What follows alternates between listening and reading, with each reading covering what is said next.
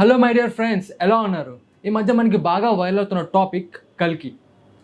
అయితే మన పురాణాల్లో కలియుగాంతంలో వచ్చే కల్కి, ఇంకా ఈరోజు రిలీజ్ అవుతున్న కల్కి మూవీలో ఉన్న కల్కి ఒకరేనా అని నాకు డౌట్ వచ్చింది.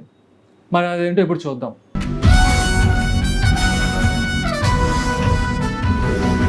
మనందరికీ బాగా తెలిసిందే, 4 యుగాలు ఉంటాయి.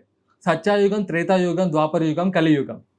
అయితే శ్రీకృష్ణుడి అవతారం ముగింపు నుంచి కలియుగం స్టార్ట్ అయింది.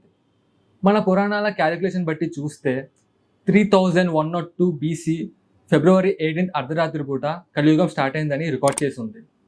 అంటే ఈ కలియుగంలో టోటల్ 4.32 lakh ఇయర్స్ ఉన్నాయి. కొన్ని రీసెర్చెస్ బట్టి చూస్తే మనం 5125th ఇయర్లో ఉన్నామని తెలుస్తుంది. మనందరికీ తెలిసినట్టే ప్రతి యుగంలో 4 పాదాలు ఉంటాయి.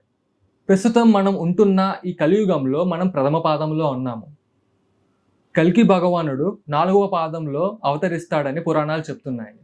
సత్యయుగ స్థాపన కోసం దుష్టి శిక్షణ, శిష్ట రక్షణ చేయటానికి శ్రీ మహావిష్ణువు తన 10వ అవతారమైన కల్కి రూపంలో అవతరిస్తారని వ్యాస మహర్షి చెప్పారు.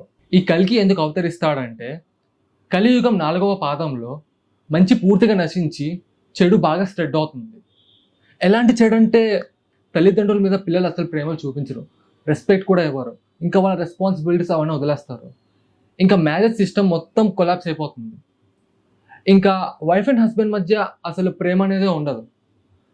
ఇంకా మనం ఎలాంటి పరిస్థితికి వస్తామంటే గాయస్, మనం తాగే నీరు నుంచి పుట్టే పాప దాకా అంతా కల్తీ అయిపోతుంది.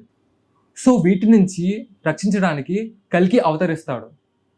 శంబల అనే గ్రామంలో విష్ణుయాసు అనే బ్రాహ్మణ కుటుంబంలో కల్కి జన్మిస్తాడు.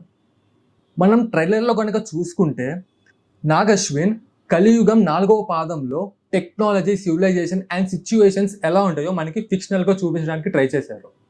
ప్రభాస్ని యూనిట్స్ కోసం ఏదైనా మిషన్ చేసే క్యారెక్టర్లా, ఇంకా దీపికా పదుకొనేని ఒక ప్రెగ్నెంట్ లేడీ లాగా, ఇంకా అమితాబ్ బచ్చన్ని it's a wonderful character Ashwatthama లాగా ఈ లోకాన్ని కాపాడడానికి ఒక దేవుడు వస్తున్నాడు, అతన్ని కాపాడాలి అనే ఒక మిషన్ పెట్టుకున్న ఒక యోధుల్లాగా చూపించడానికి ట్రై చేస్తున్నారు. సో మన పురాణాల్లో ఉన్న కల్కి ఇంకా నాగశ్విన్ కల్కి ఒకరేనా? కొంచెం అయితే రిలేట్ అయింది కదా. సో మనం మూవీ చూసి తెలుసుకుందాం. అన్నట్టు ప్రభాస్ ట్రైలర్లో అదిరిపోయాడు కదా.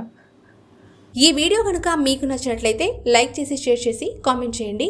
మా ఛానల్ని సబ్స్క్రైబ్ చేయడం మాత్రం మర్చిపోకండి. Thanks for watching.